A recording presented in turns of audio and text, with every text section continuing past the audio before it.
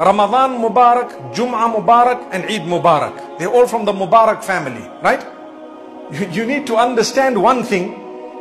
The Islamic greeting is Assalamu alaikum. Even on Eid day, don't abandon the Sunnah. The Sunnah greeting mentioned in the Quran, the one Allah will use to greet us when we enter Jannah, what is it? Assalamu alaikum and Assalamu alaikum wa rahmatullahi wa barakatuh. No matter what day it is, no matter what occasion it is, do not replace this. Don't replace it. Once you've said it, Assalamu alaikum, my brother, he will answer you, Wa alaikum assalam. Then I can say, Eid Mubarak. You see what I did? I greeted for Eid, but only after the salam.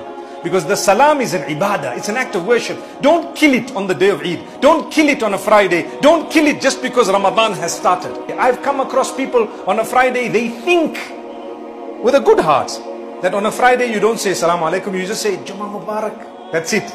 And on an Eid day you don't say Assalamu alaikum, you say Eid Mubarak. It replaces the salam. Not at all. Say it by all means, but only after the salam, because that's the dua. Peace be upon you. In fact, you need greater peace on the day of Eid.